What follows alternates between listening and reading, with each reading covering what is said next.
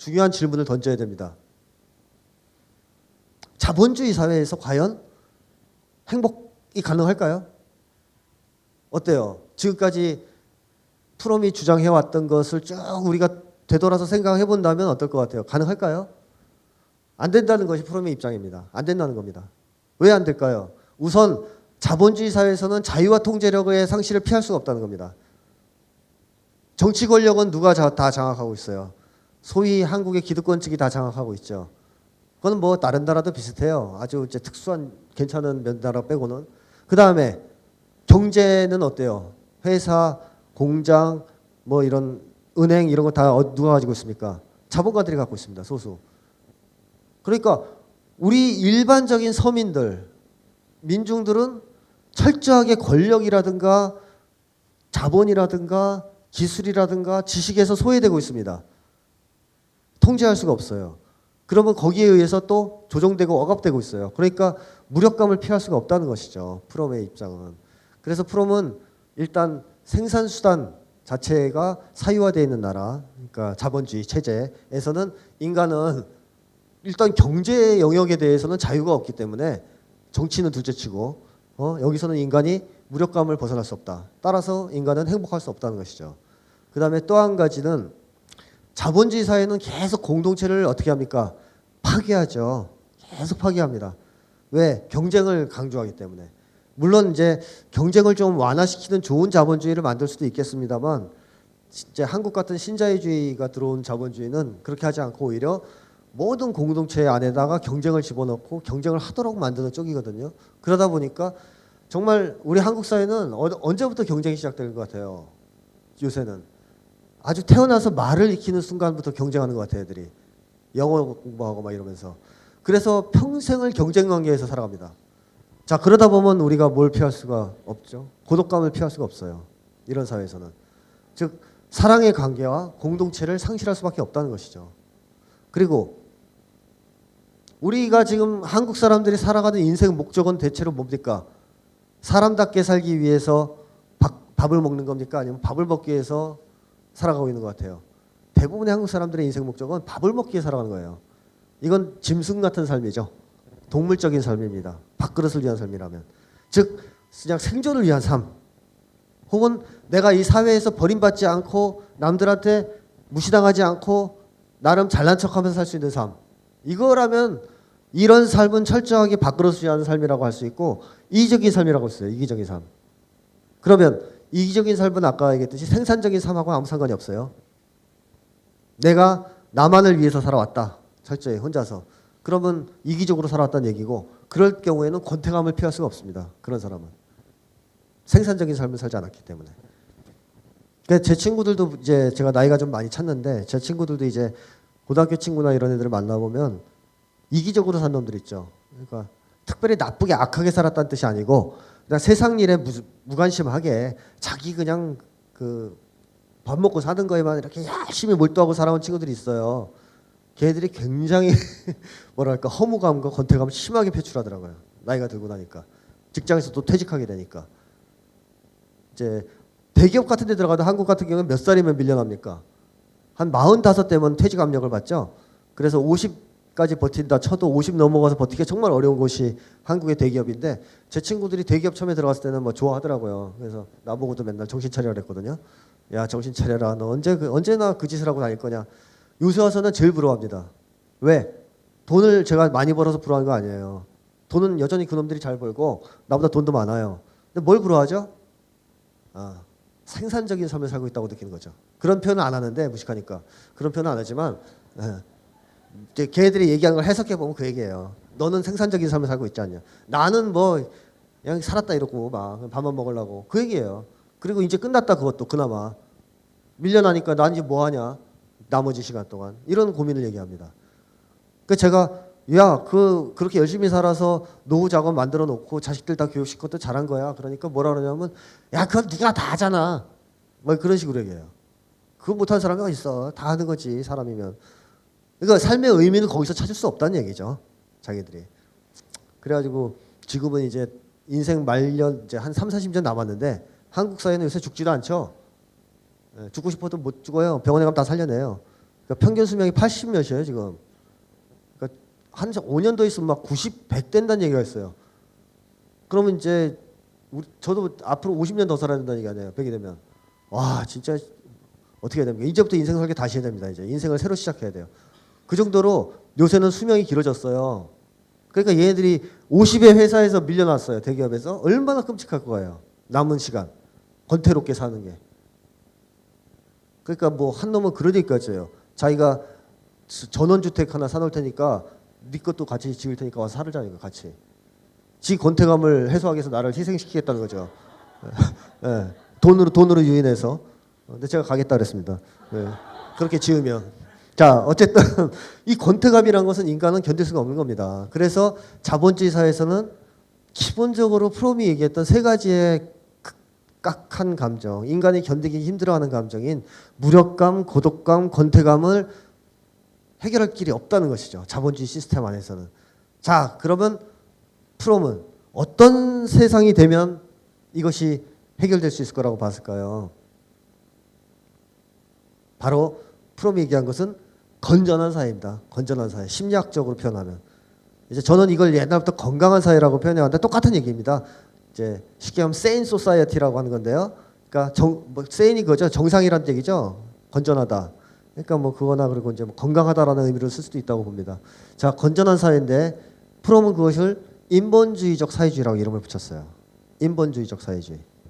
자, 인본주의적 사회주의를 왜 인본주의적 사회주의라고 이름을 붙였을까요? 굳이 그냥 사회주의라고 안 하고 그것은 기존의 사회주의가 잘못됐다는 거죠. 가짜라는 것입니다. 가짜. 그래서 프롬은 막스주의자고 사회주의자인데도 불구하고 소비에트 사회주의, 소련 아시죠? 소련. 지금 러시아가 망하기 전에 사회주의였을 때 소련 사회주의를 굉장히 강하게 비판했습니다. 아주 강하게 비판했어요. 이제 여기 강의 안에는 없지만 제가 잠깐 어떤 식으로 비판했는지를 잠깐 말씀드리면 프롬이 소련의 사회주의를 강도 높게 비판했던 이유는 첫 번째는 그겁니다. 소련의 사회주의는 물질주의적 사회주의라는 것이죠. 물질주의적 사회주의. 그러니까 소련의 이제 사회주의자들은 어떤 식의 이제 이데올로기를 갖고 있었냐면 그 그림을 갖고 있었냐면 사회주의 건설에 대해서 레닌이 그런 얘기를 했었습니다. 소비에트 더하기 정기화는 공산주의다 이런 얘기를 했습니다. 이게 무슨 얘기냐면 소비에트라는 노농 정권, 즉 노동자의 정권이 있고 거기에 전기화, 생산력이 발전되면 공산주의가 된다고 본 겁니다. 그렇다면 소련이 그 당시에 러시아 혁명을 성공시켰기 때문에 소비에트도 있었어요. 그럼 뭐가 있으면 된다는 겁니까? 이제 생산력만 발전시키면 공산주의, 좋은 사회, 이상사회를 건설할 수 있다는 게 소련의 입장이었어요. 그리고 그 뒤에 이제 후르시초프 같은 사람은 뭐라 그랬냐면 사회주의의 목표는 만인이 배불리 먹는 것이다라고 얘기했습니다. 그런 취지의 말을 합니다. 즉 미국에는 슈퍼마켓에 막 물건이 넘치고 막 좋은 거 많잖아요. 근데 그거 소수만 가지잖아요. 근데 사회주의는 그게 목표가 그게 아니고 다수가 가지는 게 목표다 그걸. 이렇게 얘기했습니다. 프롬이 이걸 굉장히 깝니다. 물질주의라고. 막스가 처음에 사회주의를 주장했을 때 사회주의를 주장한 이유는 배부른 돼지가 되기를 원해서는 아니었다는 것이죠. 즉 물질적 풍요를 누리기 위해서 사회주의를 주장했다는 것이 아니라는 거죠. 그게 이제 필요하니까 물질적 풍요를 얘기했을 뿐이지 그 자체가 사회주의 목표는 아니라는 것입니다. 물질적 풍요가. 그럼 뭐가 사회주의 목표가 됐어야 하는 겁니까? 뭐가? 바로 사람입니다. 사람. 막스가 사회주의를 얘기했던 것은 사람이 행복해지는 사회, 사람이 더 훌륭한 사회적 존재로 발전하는 사회를 꿈꿨기 때문에 사회주의라는 개념을 만들어낸 것이지 만인이 배부른 돼지가 되기를 원해서 사회주의를 얘기한 게 아니었다는 것이죠. 그래서 이제 프롬은 소련의 사회주의는 반드시 실패한다고 얘기합니다. 왜? 물질주의적 목표를 추구했기 때문에. 그리고 실제로 그 프롬의 예언대로 소련은 망했습니다. 물질주의를 추구하다가. 자극도 뭐 물질적 자극을 우선해서 줬고 그 다음에 고르바초프는 그런 얘기도 하죠. 고르바초프 맞을 겁니다. 미국의 슈퍼에 가서 딱 슈퍼를 보고 그럽니다. 미국으로부터 우린 배워야 한다 이랬습니다. 그 슈퍼를 가르치면서. 그 순간 소련은 망한 겁니다. 왜? 물질주의를 하는 한 자본주의를 이길 수 없습니다. 그리고 자본주의화 될 수밖에 없죠. 그게 첫 번째 이유입니다. 에레 프롬이 얘기한 기존의 사회주의가 잘못된 거, 망할 수밖에 없었던. 두 번째로 프롬이 비판했던 것은 뭐냐? 소련의 지도자들이 너무 생각이 단순했다는 거죠. 뭐가 단순했냐면 소련의 지도자들은 그 당시 이런 생각을 하죠. 사회주의 혁명을 성공시키면 사람들도 다 갑자기 사회주의적 인간이 될 거야. 자동으로 될 거야 라고 믿은 거예요. 돼요 자동으로? 안 돼요. 이거는 심리치료 해본 사람 알아요. 잘 안 돼요 치료가. 자, 심리치료 할 때 문제가 있어요. 이 사람이 정신적으로. 환경이 나빠서 그렇게 된 겁니다. 그럼 이 사람을 새로운 환경에 집어넣으면 바로 심리가 변할 것 같습니까? 어림도 없습니다. 그렇게 치료해서 되면 다 했죠. 환경 치료에서 다 성공했죠 우리가. 안 됩니다. 인간의 심리라는 것은 상당히 오랫동안 저항하는 성질이 있어요. 버티고. 즉 환경이 바뀐다고 즉각 변화하지 않는다는 것이죠. 물론 환경에 의해서 상당히 큰 영향을 빨리 받지만 이미 고착된 중요한 심리들은 잘 바뀌지 않아요. 그러니까 프롬 얘기는 그겁니다. 자, 사회주의 체제 됐다. 그러면 그 이전에 살던 사람들이 갑자기 사회주의적 인간이 될 것 같냐는 거죠. 안 된다는 것입니다. 그래서 에리 프롬은 철저하게 정신혁명을 했어야 된다. 사회주의가 성공한 다음에. 그리고 모든 영역에서 동시혁명을 추진했어야 된다. 근데 소련은 정신혁명을 거의 안 했다는 겁니다. 거의 안 했던 겁니다. 그러니까 시간이 가면 갈수록 사람들이 오히려 자본주의 쪽에 문화를 받아들이거나 자본주의 이데올로기 침습을 받으면서 취약해졌다는 거죠. 그래서 소련의 사회주의는 멸망한 것이다. 이렇게 얘기합니다. 그래서 프롬의 주장은 겁니다. 사회주의 목표는 인간을 더 완전한 존재로 만드는 것이다. 더 완전한 사회적 존재로 만드는 것이 사회주의 목표가 되어야 된다. 그리고 그것이 실현되기 전까지는 끊임없이 정신혁명을 계속 추진해야 된다는 겁니다. 그래서 이제 프롬이 제기하는 것이 소련식 사회주의 같은 거 하지 말자. 그거는 완전히 사입이다. 엉터리다. 인본주의적 사회주의를 해야 되겠다 하는 것이 프롬의 주장입니다. 자, 그러면 프롬은 이제 인본주의적 사회주의를 어떤 것으로 이해를 했을까요? 우선 첫 번째는 이겁니다. 민중이 정치 경제를 비롯한 모든 것의 주인인 사회입니다. 자, 이렇게 되려면 어떻게 돼요?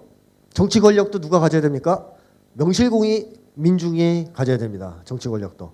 또 생산수단 이런 것도 다 민중이 가져야 됩니다. 그러니까 생산수단의 국유화 내지는 뭐 공유화는 필수적이죠. 그리고 문화 이것도 누구께 돼야 돼요? 민중 것이 돼야 된다는 겁니다. 체육도 지식도 과학도. 지금 사실 한국은 문화의 시대고 문화가 많다 그러지만 민중들이 다 문화의 주인은 아니죠. 주로 문화의 소비자죠. 일부 집단이 만들어내는 문화를 그냥 소비하는 중이지 우리가 문화의 주인은 아니지 않습니까? 근데 이제 사회주의 사회는 그런 사회가 되면 안 된다는 것입니다. 문화든 뭐든 다 주인이 민중이 주인이 돼야 된다. 그래서 프롬은 항상 그런 걸 강조해요. 소그룹에서 그런 것들을 할 수 있게 조장을 해줘야 된다고. 예술활동이라든가 경제활동이라든가 이런 거. 그리고 또 프롬이 강조하는 중요한 특징 중에 하나는 옛날에 막스는 계속 그걸 강조하지 않았습니까? 국유화. 생산수단을 국유화하는 게 굉장히 중요하다는 얘기를 계속합니다. 근데 프롬은 생산수단을 국유화하는 것보다 무엇이 더 중요하다고 얘기하냐면 실질적인 통제권을 가지는 게 더 중요하다고 얘기합니다. 통제권 혹은 통제감. 예를 들자면 한 공장이 있는데 이 공장의 소유권이 노동자에게 있느냐 자본가에게 있느냐보다 더 중요한 문제는 이 노동자들이 실질적으로 이 회사에 대한 통제권을 쥐고 있느냐 주인으로서 그게 더 중요하다고 본 거죠. 즉 프롬은 만약에 소유권이 노동자들한테 있지 않고 자본가한테 있더라도 노동자들이 통제권을 갖고 있다면 여기가 더 낫다는 겁니다. 그러니까 생산수단의 사유화가 본질이 아니라는 것이죠. 국유화가 본질이 아니고 생산수단의 국유화는 노동자들이나 민중들이 과연 주인이 될 수 있느냐 통제력을 줄 수 있느냐 그거에 유리하면 하는 거고 유리하지 않으면 안 하는 것이다. 근데 이제 유리하니까 이제 하자라는 얘기를 했던 거죠. 그래서 이 통제권이 얼마나 중요한가 하는 것은요. 간단하게 심리학에서도 그런 거 있어요. 실험이. 공장 같은 데서 말이죠. 노동자들한테 어떤 권한을 줘요. 자기 작업과 관련돼서 뭘 변경할 수 있는 권한들을 줍니다. 그런 권한을 주면 이 사람들의 행복도가 급격하게 올라가요. 관계도 증진되고 주인의식도 확 상승합니다. 이 실험적 결과가 굉장히 많아요. 그러니까 사소한 통제력이라도 쥐게 되면 사람들이 만족도, 주인의식 이런 것이 크게 상승한다는 것입니다. 그러니까 프롬이 계속 강조했던 것은 뭐냐 하면 바로 그런 통제력입니다. 통제력. 즉 진짜로 민중이 주인이 돼야 된다는 거죠. 형식적 주인이 되면 안 된다는 것이죠. 형식적 주인은 옛날 소련 사회주의도 다 주인이었어요. 왜? 소련의 산업체 다 국유화돼 있지 않았습니까? 그런 명색이 다 국유화돼 있으니까 노동자의 국가니까 노동자 소유입니다. 근데 소련의 노동자들이 실제로 그 회사에 대한 주인의식을 가지고 주인으로서 회사를 통제했느냐? 아닙니다. 이 사람들은 월급쟁이였어요. 관료제. 그러니까 그런 사회주의는 망한다는 거죠. 주인이 되지 못했으니까 사람들이. 그래서 이제 프롬이 계속 강조하는 것은 실질적으로 주인이 되게 해주는 방법을 찾아야 된다는 거죠. 그리고 그걸 노력을 해야 되고 정치, 경제, 문화, 사상 모든 영역에서 민중들이 실제로 주인이 되게 해줘야 되고 또 주인이 될 수 있는 방도를 찾아줘야 된다. 그렇게 될 때 인본주의적 사회주의라고 할 수 있다라는 것이 프롬의 이제 강력한 주장입니다. 그 다음에 이제 프롬이 또 얘기하는 것은 당연히 이거죠. 양심적인 사람이 가장 높은 평가를 받는 사회. 그러니까 기회주의자, 출세주의자, 그 다음에 이기주의자, 파벌주의자 이런 사람들은 철저하게 배격받고 양심적인 사람, 정의로운 사람, 그 다음에 사회를 위해서 많이 기여하는 사람이 높은 평가를 받는 사회. 한마디로 정신이 건강하고 도덕성이 살아있는 그런 사회가 인본주의적 사회주의라는 겁니다. 자, 인본주의적 사회주의 뭐 두 번째는 누구나 동의를 하실 건데요. 이거는 자본주의 사회에서는 불가능하죠. 하고 싶어도 저거 안 되죠. 양심적인 사람이 한국 사회에서는 최악의 평가를 받지 않습니까? 그렇죠. 자살로 생을 마감하거나 탄압을 받아서 감옥에 가죠. 그러니까 그런 사회가 아닌 양심적인 사람이 가장 높은 평가를 받는 사회가 된다. 그 다음에 세 번째가 중요한데 또 공동체의 이익과 개인의 이익이 일치하는 사회가 돼야 된다는 것이죠. 자, 공동체의 이익과 개인의 이익이 일치하려면 어떻게 됩니까? 사회가 일부 개인을 위해서 복무하거나 일부 개인에 의해서 운영되면 안 되겠죠. 모두를 위해서 사회가 움직여야 됩니다. 모두를 위해서 평등하게 대해주고 그러면 어때요? 사람들이 그 안에 있는 사람들이 그걸 자기 것처럼 생각할까요? 안 할까요? 사회를 자기 것처럼 생각합니다. 그러면 그 사람들은 사회를 위해서 기꺼이 어떻게 하려고 합니까? 희생하거나 또는 희생이라고 할 수가 없죠. 사회를 위해서 복무하려고 사회를 위해서 일하려고 할 겁니다. 그래서 뭐 쉽게 얘기하면 전체가 하나를 위해 주고 하나가 전체를 위해 주는 이런 시스템이 만들어질 수 있다는 거죠. 자, 유럽만 하더라도 어떨까요? 그 세금 저항이 유럽이 많습니까? 적습니까? 한국보다 적죠. 왜 적어요? 세금 저항이 유럽은 국가가 해주는 게 많아요. 다수 모두에게 모든 국민에게 베푸는 혜택이 많아요. 소위 사회 안전망이라든가 사회 복지 정책, 국민들한테 돌아가는 임금 혜택 이게 많습니다. 그러니까 전체에게 베푸는 게 많아질수록 사람들은 어떻게 돼요? 그 사회를 어떻게 생각해요? 자기 것처럼 생각하고 애착을 가져요. 그러면 세금도 기꺼이 내려고 그래요. 내면 모두에게 혜택이 돌아오고 그럼으로써 나도 혜택 받는 걸 알고 있으니까. 이것이 오랜 세월 진행되면 신뢰사회가 되는 것이고 신뢰사회가 오랫동안 진행된 사회가 아주 좋은 복지국가고 이 복지국가가 최상의 경제에 달한 게 어떻게 보면 인본주의적 사회주의겠죠. 즉 개인의 이익과 공동체 이익이 완전히 일치하는 사회. 공동체는 항상 공동체 안에 사는 모든 사람들을 위해주고 그 사람들을 걱정해주는 사회. 거꾸로 개인들은 공동체가 잘 되기를 바라고 공동체를 위해서 바쳐나가는 사회 모든 것을. 정말 우리가 꿈꾸는 이상사회입니다. 서로가 서로를 다 사랑하고 위해주는 관계가 되는 사회. 이제 에릭 프롬이 얘기하는 인본주의적 사회주의 사회는 이제 저런 사회입니다. 근데 뭐 사실 시간은 걸리겠는데 오래되면 이거는 금방 돼요. 분위기상. 여러분 이런 사회 어디서 보셨어요? 옛날에 역사책에서. 우리나라 현대사에 있습니다. 광주에서 보셨죠? 광주. 광주의 사람들이 하나의 목적을 향해서 총을 들고 싸움을 시작했을 때 그 사람들은 어떻게 됐습니까? 서로 형제가 됩니다. 공동의 목적을 위해서 싸우는. 그래서 그때 광주에서 보면 시민군들한테 많은 사람들이 나와서 밥을 주고 자기가 가지고 있던 가게의 문을 열어서 음료수를 주고 또 그 사회의 밑바닥 인생을 살았다고 했던 깡패 뭐 그다음에 매춘을 했던 여성들이 나와서 헌혈을 하고 광주의 모든 시민들이 한마음 한뜻으로 합쳐서 싸웠던 그 기업, 광주의 그 공동체, 아름다운 이상적인 공동체 한번 있었죠. 보신 적이 있습니다. 그런 공동체가 인류 역사에 한 번씩 열렸습니다. 분명히. 가장 가까운 게 광주였고요. 그러면 그런 공동체가 열리는 것이 바로 인본주의적 사회주의인 것이죠. 완전히 정착돼서 하나의 사회가 되는 것.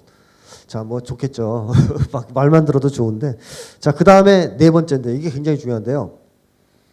모든 사람이 개성화된 사회를 에릭 프롬은 인본주의적 사회주의다 그렇게 얘기를 했습니다.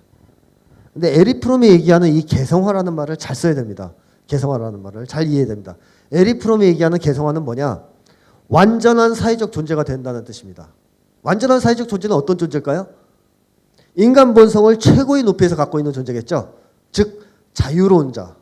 어떠한 권력이나 어떠한 탄압이나 어떠한 구속에도 구애받지 않고 자기의 의지와 힘으로 자기 인생을 개척하고 살아나가는 아주 자유로운 인간. 의존하지 않고 독립적이고 그런 자. 그 다음에 사랑할 줄 아는 사람. 인간을 인간으로서 사랑할 줄 아는 사람. 그래서 모든 인간, 인류까지도 사랑할 줄 아는 사람. 그것도 아주 건강하게 사랑할 줄 아는 사람이겠죠. 그 다음에 생산적으로 살아가는 사람이겠죠. 이기적으로 살거나 나태하게 살거나 이런 게 아니고 아주 이제 사회를 위해서, 공동체를 위해서 헌신적으로, 희생적으로 살면서도 그 속에서 행복을 느끼는 생산적인 삶을 사는 사람일 겁니다. 이러한 존재, 완전한 사회적 존재. 굳이 또 추가한다면 아주 똑똑해서 비판 능력이 있고 이성적 사회공 능력이 경지에 달해서 모든 거에 속지 않고 거의나 거짓에 속지 않고 진리를 꿰뚫어 볼 수 있는 힘을 가진 그런 존재. 프롬은 이 부분을 무지하게 강조하는데요. 사회주의가 형식적으로 만들어졌어요. 정권을 예를 들어서 민중들이 잡았다 치고 생산수단도 다 국유화됐다고 쳐요. 사람들이 개성화되지 않으면 망한다고 얘기합니다. 지킬 수가 없다는 겁니다. 사회주의는 채찍으로 움직일 수 있는 사회가 아닙니다. 절대로. 자본주의는 채찍이면 돼요. 돌아갑니다. 당근과 채찍으로 돌릴 수가 있지만 사회주의는 당근과 채찍으로는 돌릴 수가 없습니다. 사회주의는 철저하게 사랑의 원리 그리고 공동체에 대한 높은 자각, 공동체를 위한 희생정신, 그 다음에 완전한 사회적 존재, 다시 말하면 개성화된 존재가 됨으로써 자기의 삶과 공동체의 활동을 일치시킬 수 있는 사람이 사회의 다수가 될 때 이게 지켜지는 겁니다. 그렇지 않으면 사회주의는 언제라도 망할 수 있어요. 사람들이 만약에 사회주의에 있는 인간들이 다시 물질주의자가 됐다. 돈, 먹는 거, 기술 이런 거에 환상을 가지고 그쪽으로 돌아가려고 한다. 그러면 망합니다. 근데 적어도 프롬은 그걸 넘어선 존재라고 보는 거죠. 사회주의에 사는 사람들은. 그래서 프롬은 뭘 굉장히 강조하냐 하면 정신혁명을 강조하고 문화혁명, 예술혁명을 강조하면서 동시혁명을 계속 강조합니다. 한 분야에서의 혁명만 하면 안 된다는 겁니다. 정치 분야나 경제 분야나 하면 안 된다. 다 같이 동시적으로 동시혁명을 계속 추진해야 된다. 근데 그 중에서 굳이 하나만 선택하라면 정신혁명 해야 된다는 거죠. 정신혁명. 왜? 정신혁명은 정신이 똑바로 박히면 언제라도 다시 좋은 사회를 만들 수 있잖아요. 모든 건 사람이 만드는 거니까. 그러나 아무리 좋은 제도나 건물 이런 걸 만들어놔도 사람이 정신이 변질되면 못 지킵니다. 그렇죠? 그것도 변질되죠. 그래서 프롬은 굳이 하나를 선택하자면 그것이다 라고 얘기하면서 정신혁명을 굉장히 강조합니다. 자, 그 다음에 마지막으로 인본주의적 사회주의는 집단적이고 건강한 문화생활을 보장하는 사회입니다. 그래서 프롬은 어떤 얘기까지 하냐면 그런 얘기도 해요. 그 원시인들 있죠. 불악에서 막 사는 옛날 그 불악에 살던 원시인들이 공동체 문화, 집단 예술을 가지고 있었다는 점에선 우리보다 우수하다. 이렇게 얘기를 합니다. 그러니까 무슨 근거로 프롬이 그런 얘기를 했냐면 인간은 사회적 존재니까 혼자 노는 것보다는 공동체로서 노는 것이 훨씬 바람직하고 건강하고 인간 본성에 맞다라는 것이죠. 근데 우리 현대인들은 같이 놀 수가 없다는 거죠, 이미. 같이 놀 수가 없고 같이 뭔가를 표현하고 같이 뭔가를 창조하는 이 중요한 관계, 공동체를 상실해버렸다는 겁니다. 그런 점에서 차라리 원시인들이 낫다는 겁니다. 그게 있으니까. 이제 이건 좀 하나의 비유인데요. 무슨 얘기냐면 프롬은 그런 거죠. 만약에 우리가 인본주의적 사회주의를 만든다면 그 사회는 모든 사람들이 어때요? 서로 사랑하는 사회고 모든 사람이 공동의 목적, 즉 만인을 위해서 사회를 발전시키고자 하는 공동의 목적을 가진 사회입니다. 그러면 어때요? 생각도 상당 부분은 기본적으로 비슷해집니다. 동지애 같은 게 생기죠. 그러면 예술이 어때요? 어떤 예술이 각광받을까요? 일부를 위한 예술? 아니죠. 전체를 위한 예술이 각광받습니다. 그래서 집단 예술이 꼽히게 된다는 겁니다. 필연적으로. 그래서 요새 삼성에서 마스게임 하죠. 막 이제 모여서 집단 예술 해보려고. 근데 그건 집단 예술이 아니에요. 전체주의 예술이에요. 왜 그래요? 삼성은 모두가 서로 사랑할 수 있는 관계가 아니에요. 일단 그죠? 지배 질서가 있고 위에서 시키는 거예요. 그러니까 안 하려고 그러죠. 줄을 안 맞잖아요. 예. 그러니까 그런 거는 가짜고 이 프로미기아는 집단적이면서 공동체적인 예술이 나올 수 있으려면 사회 자체가 일단 그렇게 서로 지배하고 피지배 관계, 착취하고 피착취 이런 게 없어지는 뭐 사회가 정말 모두를 위해서 움직이는 사회가 돼야만 정말 비로소 집단 예술이 나오는 거예요. 저거는 어디서 볼 수 있냐면 우리 그 응원 문화에서 간혹 볼 수 있는 거죠. 그렇지? 그쵸? 여기 뭐 고연전 혹시 보시는 분들 있어요? 그 고대연대 막 데모하면 데모하냐 경기할 때는 막 응원 많이 하거든요. 줄 맞춰서. 근데 그때 그 줄 맞추는 거 애들 되게 열심히 해요. 뭐 그거 한다고 막 괴로워하는 놈은 없어요. 왜 이걸 시키는 거야? 뭐 이런 거 없어요. 아 열심히 줄 맞춰서 열심히 합니다. 하자 그러면 그런 거. 그 다음에 2002년 월드컵 때 시청광장에 나와서 붉은 옷 입고 나오라 그러는데 막 화내면서 색색으로 입고 나왔어요? 다 붉은 옷 입고 나오잖아. 그죠? 그리고 골 넣었을 때 다 만세 부르죠. 땅 치는 놈 있어요? 없잖아. 이게 집단 예술이 목표가 통일되면 튀어나오게 돼 있어요. 우리가 정신적 통일이 이루어지고 정신적으로 하나가 됐을 때는 집단 예술이 올라오게 돼 있다는 것입니다. 그래서 그거를 잘 만들면 아주 우수한 집단 예술이 나올 수 있겠죠. 자, 그래서 이거는 사실 80년대 이제 민주화 운동이 한참 터져 나올 때 있었다가 요새 좀 거의 이제 없어요. 한국에 별로 그 문화가 월드컵 때 반짝했다 사라졌죠. 자, 그래서 프롬은 집단적이고 건강한 문화 생활을 보장하는 즉 집단 예술을 가지고 있는 사회가 인본주의적 사회주의다 이렇게 얘기를 합니다. 자, 그러면 프롬은 이런 사회를 혁명을 통해서 건설할 수도 있다라고 얘기를 했지만 혁명이 아닌 방식으로도 혹시 가능하지 않을까 이렇게 해서 얘기합니다. 그러니까 꼭 뒤집어 엎는 혁명이 아니라 그냥 이 자본주의 사회에서 우리가 선거를 통해서 정권을 바꾸거나 해서도 가능할 수 있다. 근데 그러려면 이 두 가지 정도를 도입해야 된다. 물론 다른 여러 가지 제안도 있는데 이 두 가지가 되게 중요하다고 저는 봤습니다. 그게 첫 번째가 참여민주주의와 대면 집단인데요. 참여민주주의는 어디서 많이 듣던 얘기죠. 이 노 전 대통령이 생각나는데 그 아마 비슷한 취지로 썼을 거예요. 근데 이제 에리 프롬은 참여민주주의가 캐치프레이즈로 내건다고 해서 되는 게 아니라고 생각했던 겁니다. 뭐가 돼야 되느냐? 대면 집단이 있어야 된다 이렇게 생각했어요. 대면 집단. 무슨 얘기냐면 이게 이제 페이스 투 페이스 그룹이라고 딱 돼 있죠. 얼굴을 대면하고 있다. 그러면 이제 이걸 그렇게 생각할 거예요. 자, 국회의원 뽑을 때 우리 동네에 나오는 국회의원 알아요? 누군지? 모르시죠? 몰라요. 모르니까 막 인터넷 뒤지고 조사해봐도 몰라요. 그러니까 프로는 그런 데서 국회의원 뽑지 말라는 겁니다. 사기꾼이 당선될 가능성이 몹시 높기 때문에. 그러면 어디에서 뽑으라는 거예요? 평소에 얼굴 맞대고 같이 활동하는 공간 내에서 뽑으라는 겁니다. 몇 명? 500. 아, 500인가? 500인 거예요. 아마 책에 써 있습니다. 하여튼 그 정도 숫자면 우리가 알아요. 다 개인적으로. 그놈이 바람 피는 것도 알고요. 착한 척해도 뒤에서 호박씨 가는 것도 알아요. 인간은 쉽게 못 속입니다. 같이 생활을 같이 하다 보면. 거기서 500명이 대표를 하나 뽑았다. 그러면 그 사람은 어떤 사람일까요? 대체로 프롬에 의하면 착한 사람이고 좋은 사람일 것이라는 겁니다. 그리고 그런 사람들이 권력을 구성하라는 거죠. 뽑고 뭐 하든 해서. 자, 그렇게 돼야 그리고 그 사람이 중요한 의사결정을 하는 투표를 하게 해준다든가 그 그룹에 힘을 주라는 겁니다.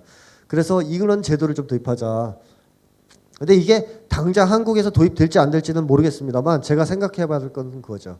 우리가 뽑는 사람들에 대해서 우리가 정보를 좀 더 가질 수 있는 게 필요하다는 것은 확실히 맞는 것 같아요. 프롬의 주장대로. 알고 있는 사람 뽑으면 제일 좋겠지만 그게 안 된다면 정보를 가질 수 있는 사람을 뽑을 수 있는 그게 있지 않을까. 혹은 어떤 조직에서 뽑는다든가 같이 생활을 해서 잘 알 수 있는 뭐 이런 방식도 있을 수 있습니다. 어쨌든 프롬은 규모를 좀 좁혀서 쪼개가지고 사람들을 좀 쪼개가지고 거기서 대표를 많이 뽑고 그 사람들로 권력을 구성하는 지방분권을 강화해야 된다고 생각합니다. 그래야 참여민주주의가 잘 되고 이 사람들이 소수의 사람들을 상대하는 대의원이기 때문에 계속 접촉이 된다는 겁니다. 일반인들하고. 그러니까 정치가 민중 속으로 들어간다는 거죠. 그러니까 소위 진짜 참여민주주의가 된다는 겁니다. 저렇게 돼야. 그러지 않고의 내가 뽑아놓고 선거철에 얼굴이나 보는 사람 갖고는 사람들이 참여민주주의를 할 수가 없다는 거예요. 적어도 대표가 그렇게 대면 집단 내에서 나와야 문제가 생기면 찾아가서 야, 너 왜 그렇게 했어? 뭐 이렇게 하면서 정치가 항상 우리 일상으로 들어올 수 있다라고 주장했습니다. 자, 그래서 이거는 굉장히 한 가지 참고를 해볼 문제라고 생각을 하고요.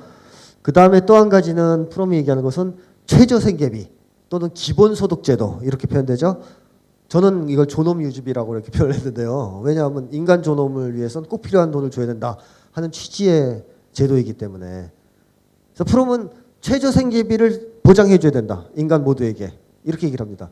그리고 실제로 요즘에는 이걸 보장해야 되겠다는 주장이 좀 나오죠. 얼마 전에 스위스에서는 그 전 국민 성인에게 300만 원씩 지급하자는 안을 투표에 붙였으나 부결됐어요. 예, 이제 뭐 언젠간 되겠죠. 그리고 부결된 나라도 있지만 뉴질랜드 같은 나라는 시행이 되고 있습니다. 19세부터 90만 원씩 나옵니다. 그렇죠? 그리고 또 이 제도를 도입시키려는 나라도 있고 그런 방식이 아니더라도 기본소득을 보장해 주려고 하는 제도들은 있습니다. 그리고 한국 같은 경우에도 어떤 경제학자가 연구했는데 220 정도씩은 다 줄 수 있답니다. 성인들한테. 소득 뭐 몇 가지 세금을 더 거두면. 예. 근데 이제 지금 정부가 부자들한테 세금을 안 거둘라 그러잖아요. 그래서 그걸 못 주는 거지. 그건 이제 줄 수. 그리고 저는 4대강만 안 팠어도 이게 됐을 것 같아요. 22조 날렸죠. 그놈 새끼가. 네, 그 다음에 또 뭡니까? 미국한테 돈 퍼주는 거 있죠. 무기 쓰레기 같은 거 사면서. 그런 것 좀 안 하고 이거 주면 기본소득제도 다 되는데 하여튼 이상한 데 돈 쓰고 말이죠. 그 다음에 최근에 돈 많이 쓰는 곳이 또 정신병 치료비를 돈 무지하게 쓰거든요. 예, 아, 정말 돈 많이 들어가요. 정신병 치료하는데. 다들 미쳐가니까. 그러니까 그 돈을 최저생계비로 주면 돼요. 그냥 그러면 정신병도 확 줄 텐데 미리 쓰는 건데 땡겨서 이런 것도 안 쓰고 그러고요. 근데 하여튼 저 제도를 프롬은 강력하게 주장하는데 프롬은 그겁니다. 저거는 동물에게도 보장된 권리라는 겁니다. 동물에게도. 무슨 얘기냐? 자, 우리가 집에서 개를 키워요. 그러면 그 개한테 먹이를 줘요, 안 줘요? 최소한에. 살아갈 수 있는. 주죠? 그러면 사람은 어때요? 먹이를 직접 줄 수도 없으니까 사람한테 뭘 줘야 돼요? 돈을 줘야 돼요. 근데 동물하고는 다르죠. 사람은 뭘 유지할 수 있는 돈을 줘야 돼요. 최소한의 존엄을 유지할 수 있는 돈을 줘야 돼요. 그러니까 이거는 사실 우리가 키우는 애완동물한테도 보장해주는 권리라는 겁니다. 근데 같이 사는 사람한테 왜 보장을 안 하냐는 거죠. 해줘야 된다는 겁니다. 이 사회에서 사는 사람이라면 뭐 누구에게나 다.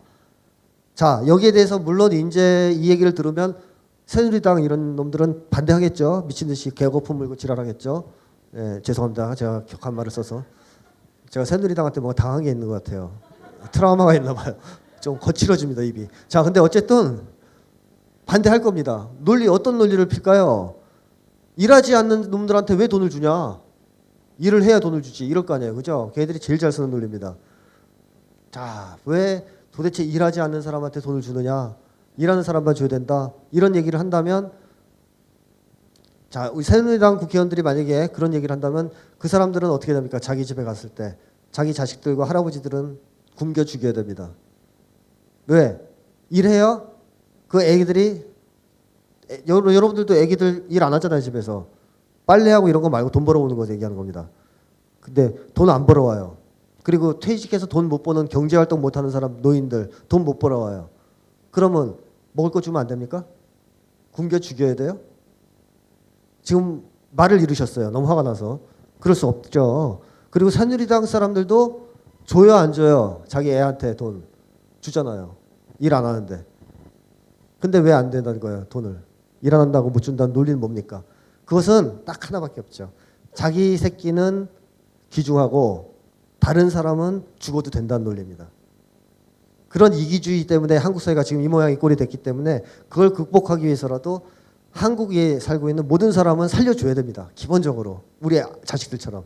다시 말하면 한국 사회를 한 가족이 같이 살아갈, 더불어 같이 살아갈 공동체라고 생각한다면 또 그런 공동체로 만들 생각이 있다면 모두에게 먹여 살려야 합니다. 일을 하든 안 하든 일단 살려줘야 됩니다.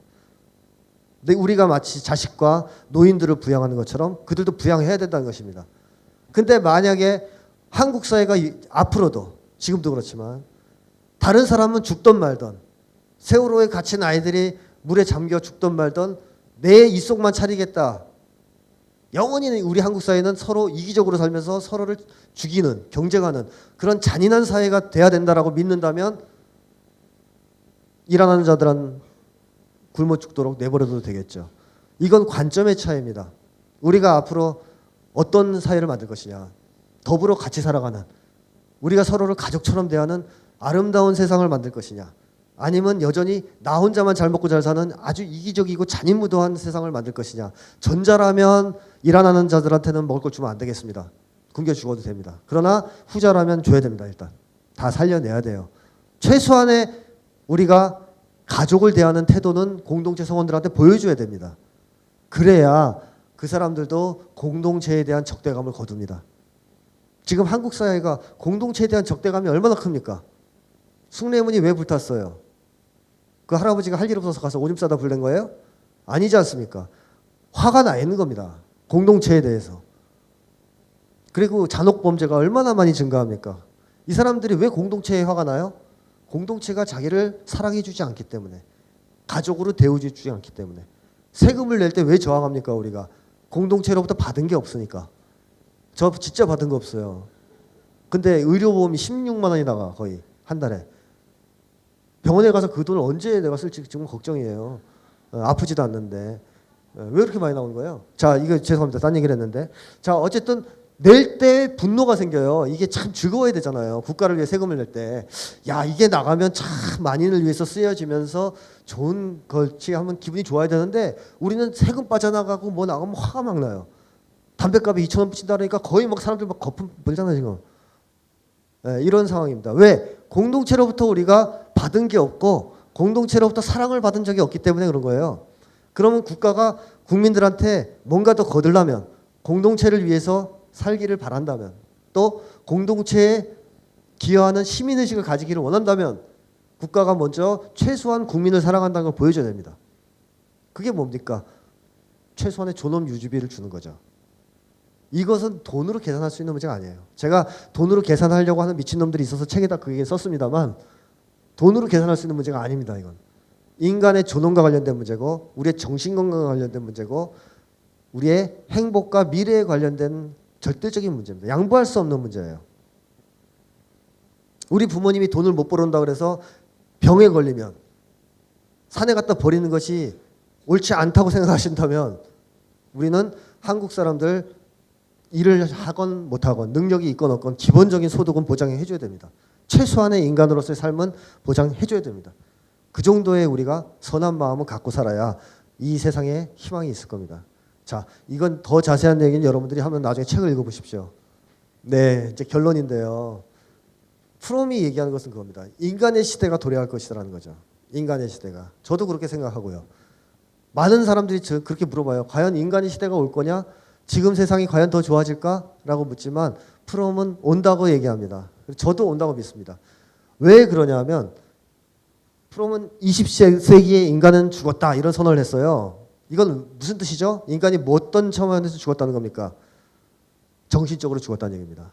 우리가 이미 20세기의 인간이 정신적으로 죽었다는 겁니다. 다시 말하면 우리가 사회적 존재로서의 삶이 지금 거의 끝났다는 얘기입니다.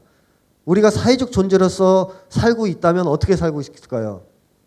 아까 얘기했듯이 자유롭게 주인에 대해서 그 다음에 더불어서 같이 사랑하면서 그리고 생산적인 일을 하면서 살고 있었겠죠. 우리 지금 그렇게 못 살고 있습니다. 그래서 고립감, 무력감, 권태감에 지배받으면서 이상한 성격을 가지고 고통스럽게 살아가고 있습니다.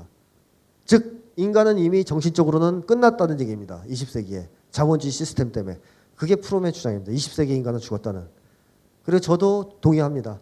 우리가 지금 죽었어요. 정신적으로 이미 끝났습니다. 자살률은 그것의 아주 일부의 표현입니다. 그렇다면 이렇게 인간이 이미 죽었는데 되살아날 수 있을까요? 과연? 되살아날 수 있다는 것이 프롬의 의견입니다. 왜? 인간에게 본성이 있기 때문에 아직도. 자, 자본주의 사회가 사람들을 괴롭히고 인간 본성을 실현하지 못하게 하고 여러 가지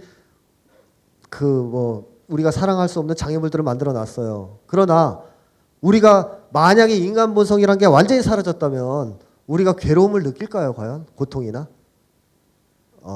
안 느끼겠죠. 아예 우리에게 인간 본성 자체가 사라져 버렸다면 못 느낄 겁니다. 근데 우리 괴로워요, 안 괴로워요, 지금? 그 프롬의 얘기인 거죠. 우리에게 인간 본성이 지금 남아있다는 겁니다. 남아있으니까 우리가 괴롭다는 거죠. 저도 그렇게 생각합니다. 우리가 인간 본성이라는 것이 그래도 최소한 남아있기 때문에 우리 정말 괴로운 거예요. 한국 사람들 다 괴로워하잖아요. 우리가 한국 사회가 지금 행복지수가 높게 나오면 제가 인간 본성 없다고 얘기하겠습니다. 그러나 조사해보면 행복지수 굉장히 낮게 나오고 다 불행하다고 얘기하고 한국 사회가 바뀌어야 된다고 얘기합니다. 힐링을 원합니다. 그것은 뭡니까? 우리가 인간 본성을 가지고 있다는 증거죠. 그렇다면 이 인간 본성이라는 것이 완벽하게 말살돼서 우리가 고통조차 느끼지 못하는 상황이 되지 않는 한 우리는 어떨까요? 결국 선택해야 됩니다. 이대로 계속 죽은 채로 지낼 것이냐, 완전히 망가져서 인간 본성조차 파괴될 때까지 속수무책으로 당할 것이냐, 아니면 인간 본성을 실현하기 위해서 싸워야 할 것이냐 하는 기로에 우리는 서 있습니다. 근데 인류 역사를 보면 단기적으로는 인간들이 계속 망가지고 이런 과정을 거치지만 어느 때요, 인간 본성이 극한의 위협을 받으면 다시 일어나서 싸웠던 전례가 있습니다. 그 정도로 인간 본성은 강력합니다. 인간으로부터 분리시킬 수 없어요. 그래서 결국 우리는 인간 본성을 아직까지 갖고 있기 때문에 사회를 바꾸기 위한 싸움을 시작할 겁니다. 언제가 되었든. 프롬도 그렇게 봤습니다. 그러려면 뭐가 필요할까요? 우선 이상사회에 대한 신념이 필요합니다. 다시 사람들이 일어나서 싸울 것이라는 믿음, 그리고 그 싸움 나도 힘이 된다면 동참하겠다는 신념, 그리고 이상사회가 필요하다는 신념, 이런 신념들을 가져야 된다는 거죠. 왜냐하면 이런 신념 자체가 없으면 이상사회라는 것 자체를 꿈꿀 수가 없고 우리는 다들 자포자기해서 다 무력하게 망가져 나갈 테니까 이 신념이 필요하다는 겁니다. 근데 그러기 위해서는 처음에는 누가 필요하죠? 다수가 다 동시에 이상의 사회에 대한 신념을 가질 수 없고 다수가 동시에 변혁을 꿈꿀 수는 없습니다. 그러면 누가 필요합니까? 그 다수를 흔들어 깨울 수 있는 사람, 잠에서 흔들어 깨울 수 있는 사람이 필요하죠. 프롬은 그런 사람을 바로 예언자라고 불렀어요. 그리고 이렇게 얘기했죠. 과거의 어떠한 역사적 상황도 오늘날만큼 예언자의 출현을 필요로 하는 시기는 없었다고. 즉 다시 말하면 지금 인류를 깨워야 된다는 겁니다. 누구가? 굉장히 위험한 상황에 있다는 겁니다. 인류가. 20세기 죽었다는 말이 나올 정도로 인류가 위태로운 상황에 놓여 있다. 따라서 예언자의 출현이 간절히 요구된다라고 얘기했습니다. 만약에 예언자가 없다면 어떻게 될까요? 그래서 이제 프롬이 인용한 게 바로 이 구절입니다. 즉 하느님이 소돔을 멸망시키려고 그러죠. 소돔을 멸망시키려고 그럽니다. 그러자 아브라함이 가서 용서해달라고 빕니다. 소돔에게 기회를 달라. 멸망시키지 말아달라라고 하자 하느님이 이렇게 얘기합니다. 안 된다. 소돔 그냥 불사르겠다. 거기에는 의인이 없지 않느냐. 그랬더니 아브라함이 이렇게 얘기해요. 만약 10명의 의인이 있다면 소돔을 용서해달라. 이렇게 빌었습니다. 그러나 이제 그 이하로는 말하지 못했어요. 다시 말하면 10명의 의인도 없다면 정의의 이념이 구현된 가장 작은 집단이라도 존재하지 않는다면 아브라함조차 그 도시가 구원받기를 기대할 수 없었던 것이다 라고 프롬은 얘기합니다. 이건 무슨 얘기입니까? 우리 한국 사회에 10명의 의인은 있어야 된다는 얘기입니다. 이렇게 얘기하면 무식한 거죠. 직역하는 거는 이렇게 10명은 아니고 20명이라고 생각합니다. 저는.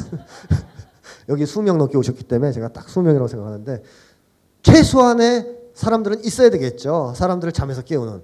그리고 그런 사람들이 존재하는 한 인간은 다시 살아난다는 것입니다. 언젠가는.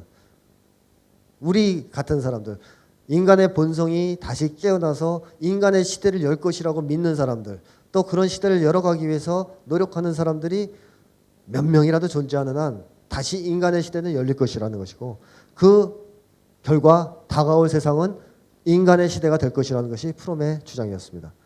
그리고 비록 우여곡절을 겪고 있지만 저는 지금 이 시대로 우리가 가고 있는 것이다. 어려움을 겪고 있고 순간 후퇴도 했지만 결국 이 시대로 우리는 갈 것이고 지금도 가고 있다라고 생각합니다. 그리고 이번에 출간된 이 싸우는 심리학이 이 인간의 시대를 앞당기는 예언자들을 만들어내는 그런 하나의 책이 됐으면 정말로 좋겠습니다. 자, 긴 시간 강의 듣느라고 수고 많으셨습니다. 마치겠습니다.